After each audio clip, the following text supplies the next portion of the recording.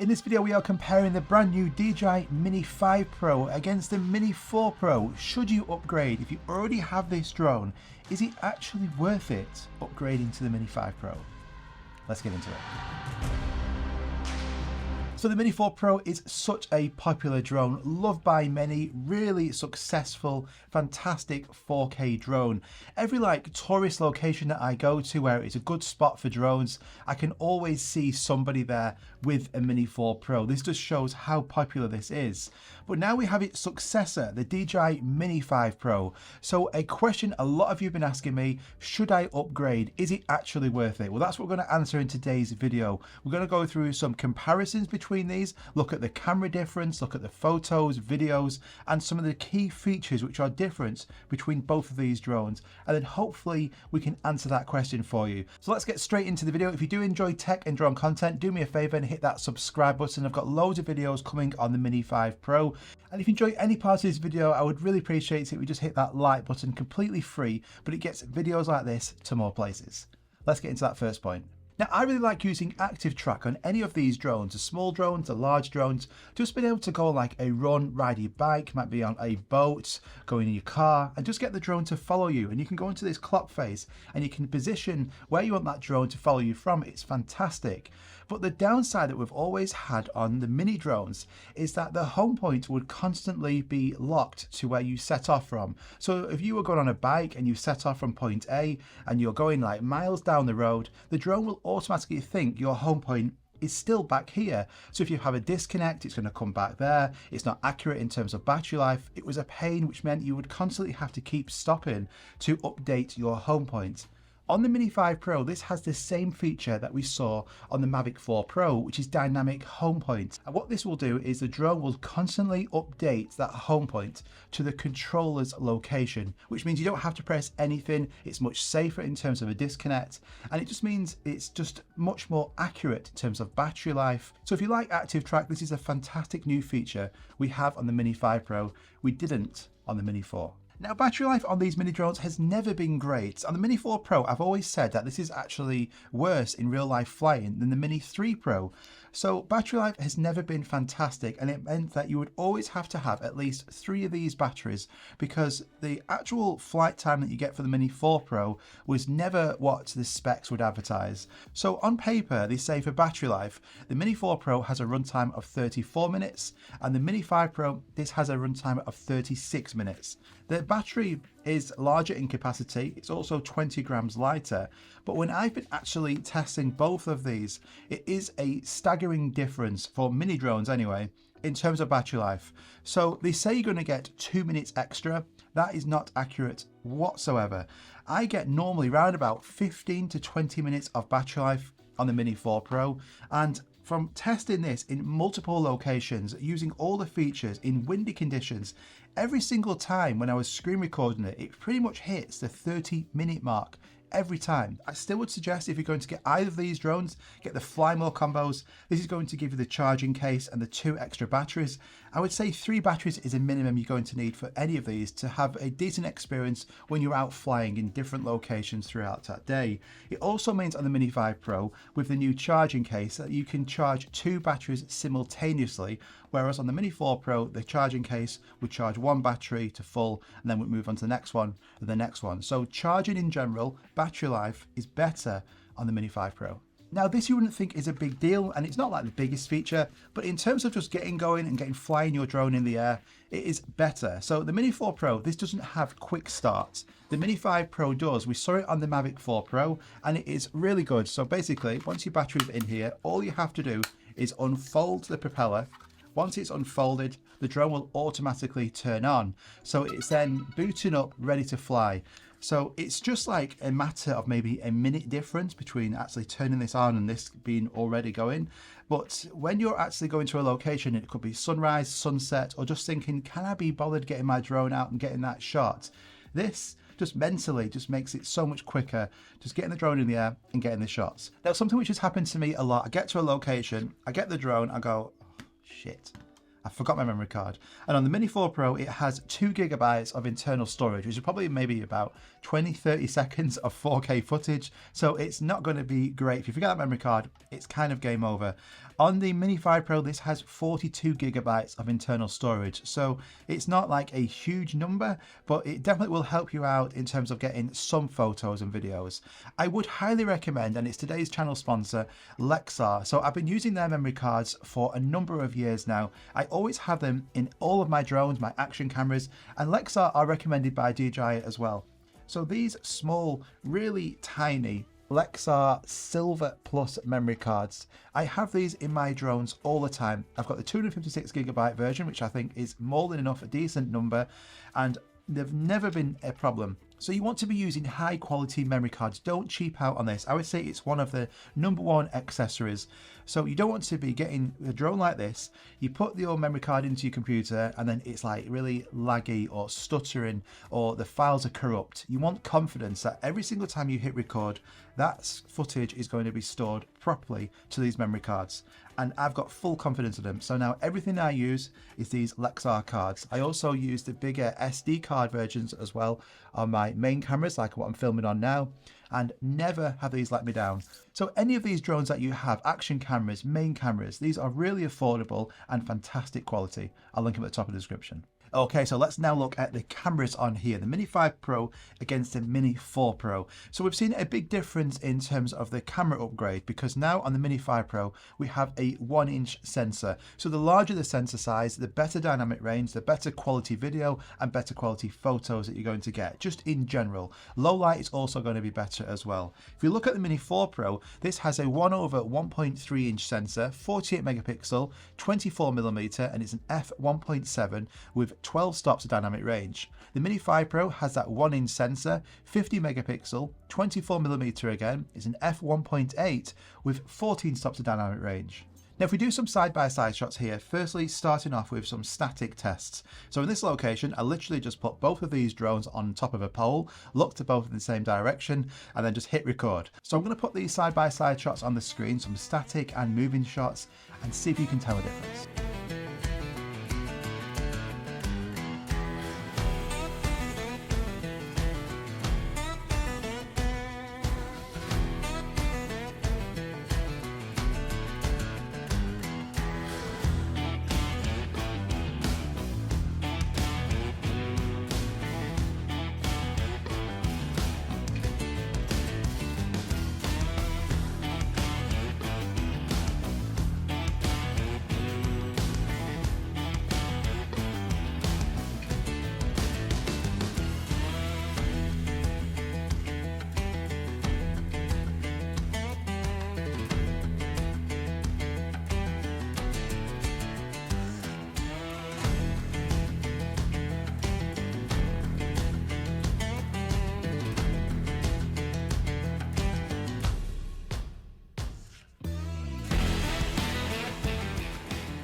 Now looking at the location, if you're viewing this video now on your phone, so on YouTube, just looking at it like this, you can probably tell hardly any difference. Maybe on an iPad, you might see some difference, but don't forget, YouTube compresses this, so it's not going to be like, wow, such a difference, especially comparing, say, the Mini 4 Pro to the Mavic 4 Pro. The difference in that sensor size, it's not going to be like this huge difference. However, when you're viewing this, and you might be viewing this now on a large TV, like 65-inch plus, or a large monitor, when I'm editing this on my Apple Studio display, I can see a difference. So a difference in the sharpness, the quality, that dynamic range, definitely is a lot better on that Mini 5 Pro. So it all depends on what you're wanting out of this.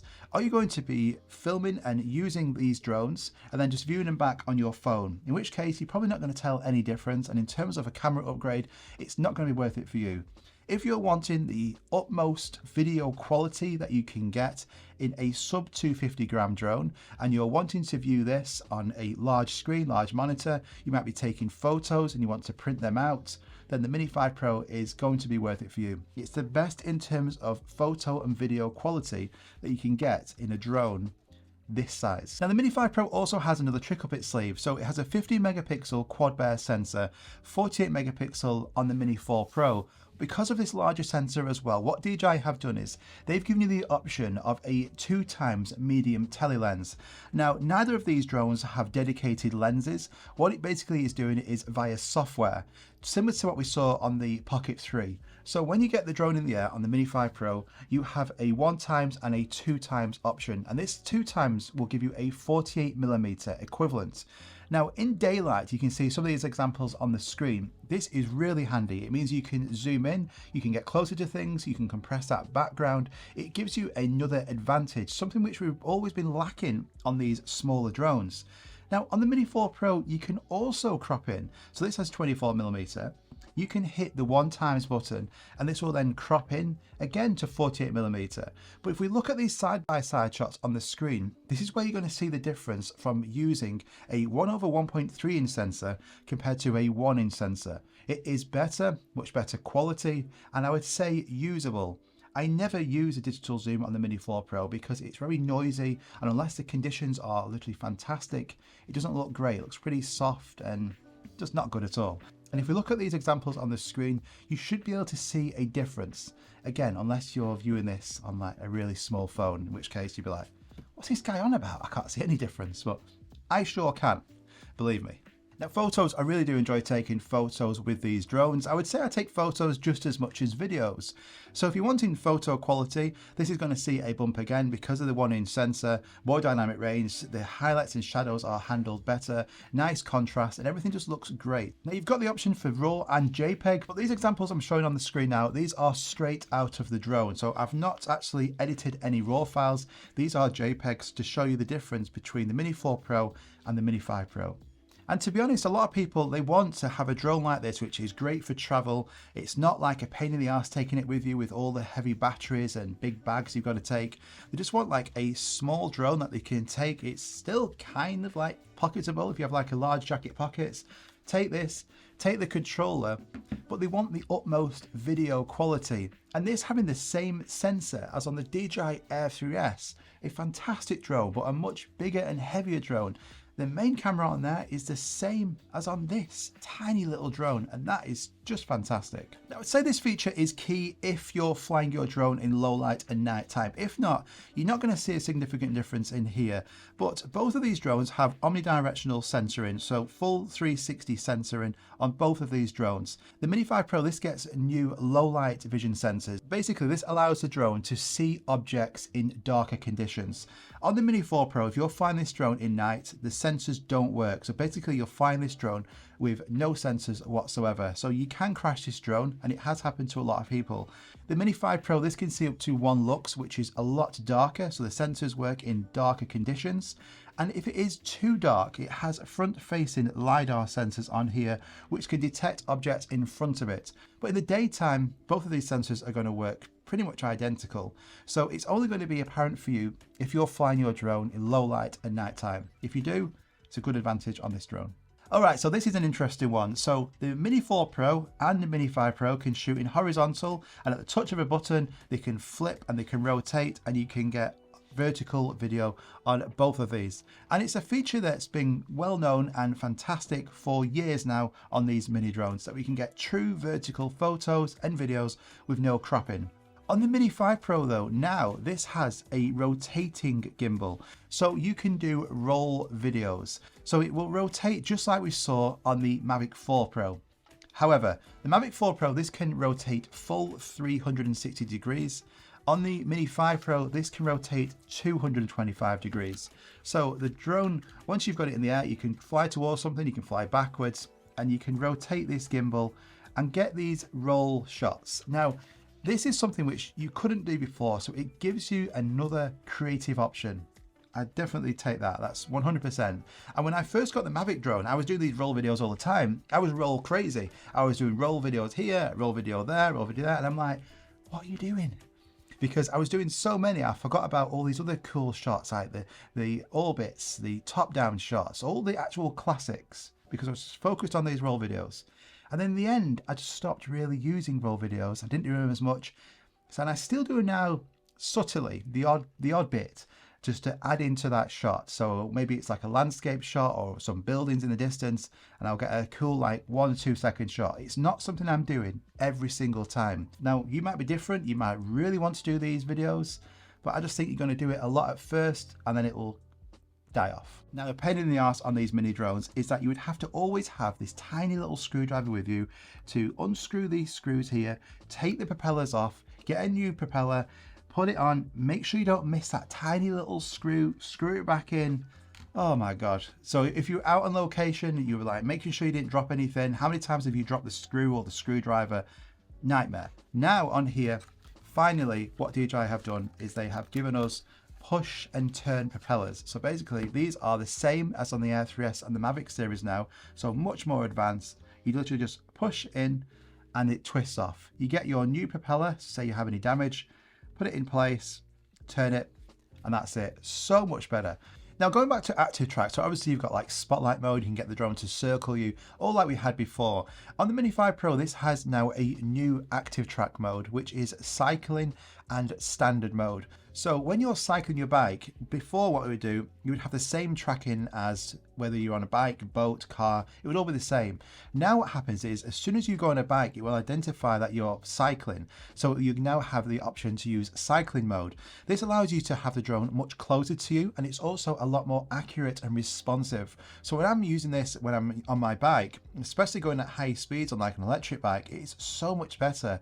It gets into position better. I can have it right just off to the side. And it's like before where when you're using active track, the drone like sometimes moves around a lot to make sure that you're completely focused, centered in that screen, and it's really like erratic and jerky. Now it's much smoother. And I've noticed this when it's tracking a car as well, much faster at getting into position. So when you go on your controller and you go, right, I want it to track me from the back, the drone will swing to the back much quicker now than it before. You run it to the side, it will go to that position. Mini 4 Pro, whilst it was good, I'm not saying it was bad at all, it was a lot more laggier at getting to those positions and it wasn't as responsive. This drone is also able to travel at 2 miles an hour faster than the Mini 4 Pro. Now that might not see a difference to you, but for tracking, I can see that this is a lot better, especially in active track. So if you like using tracking, this again is a good advantage. Now I do like this like stealth-like color that we have on the Mini 5 Pro compared to this. So it has like a new look to it as well. Pretty similar if we look at the Mavic 4 Pro. So if we look at the colors of this drone, it's kind of like adopted similar colors to this, hasn't it? So I don't know, you might like this, you might not, but I do like the new colour to it, the new design. I think it looks pretty cool. Now in terms of the size of them, the Mini 5 Pro is a slightly bigger design. The camera is obviously much bigger, but they're both really tiny, still palm sized. Now both these drones here can be flown because they're under 250 grams, so that gives you a lot less restrictions. The Mini 5 Pro, this is certified as a C0 drone in Europe, which means when you're flying this in Europe, I have noticed when you turn this on, the actual controller, the height limit is locked to 120 meters, 400 feet. Now you can go into the software and you can request for a height increase. Now what you're going to have to do for this, in the box it comes with both a C0 and a C1 label. So on the back of the drone, you're going to have to take the C0 label off, take a photo of this, and then submit that to DJI with the serial number for your drone. And that will then turn this drone into a C1 drone, which means then you might not have the same restriction-free flying in your country. It all depends where you're living, but it will mean that you can take that restriction height lock off. Now, both of these drones use the DJI N3 or the RC2 controller. So we've had this controller now for like a few years. It came out with the Mini 4 Pro, still the exact same controller. So nothing has changed whatsoever. Now, it doesn't come as an option with the DJI RC Pro 2 controller.